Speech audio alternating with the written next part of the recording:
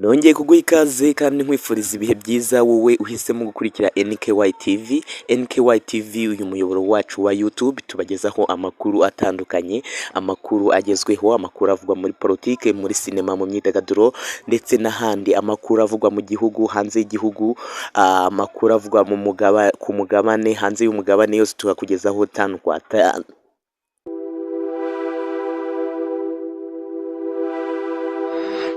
NKY TV.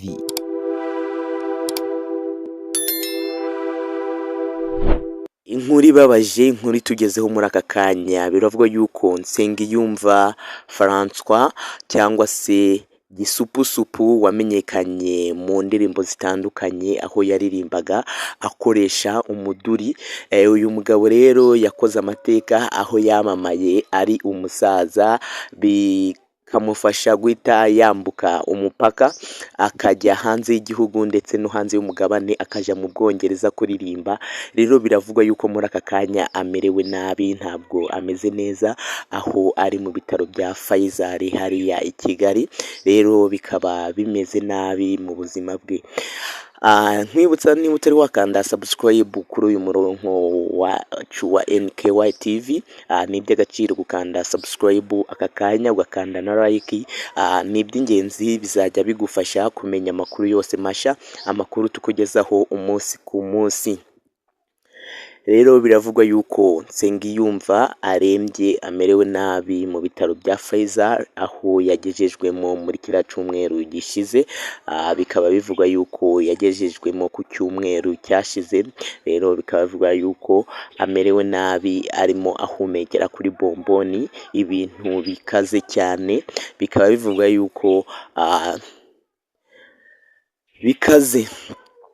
Rero tugufasha kumenya amakuru yose agezweho, amakuru arimo avugwa muri politike, mu myidagaduro, muri sinema, amakuru yose agezweho tugufasha kuyamenya bitewe nuko tuba dukurikira ibinyamakuru bitandukanye, harimo BBC, harimo Umuseke, Igihe ndetse n'ayandi, n'ibindi bitangazamakuru bitandukanye bikorera hano mu gihugu cy'u Rwanda ndetse no hanze y'u Rwanda. Byose turabikurikirana umunsi ku munsi, amakuru byatangaje tugahita tubafasha kuyamenya byihuse.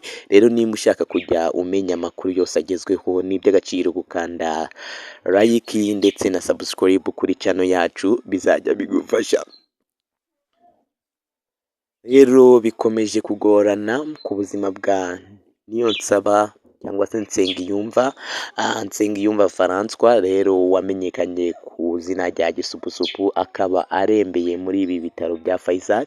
Bikaba bivuga yuko rero nk'abakunzi be mwamutwerera amasengesho kugira ngo turebe yuko uyu musaza yava mu bitaro amahoro, kuko biravugwa yuko ari guhumekera kuri bomboni, mbese asigaje akuka kanyuma agapfa cyangwa se akaba amerewe nabi. Rero ngo ni kubwo amahirwe tukabona uyu musaza avuye mu bitaro amahoro, byaba ari byiza. Ndamushimire wowe wari wese mukurikira NKY TV, umuyoboro wacu tukugezaho amakuru yizewe. Komeza ugire ibihe byiza.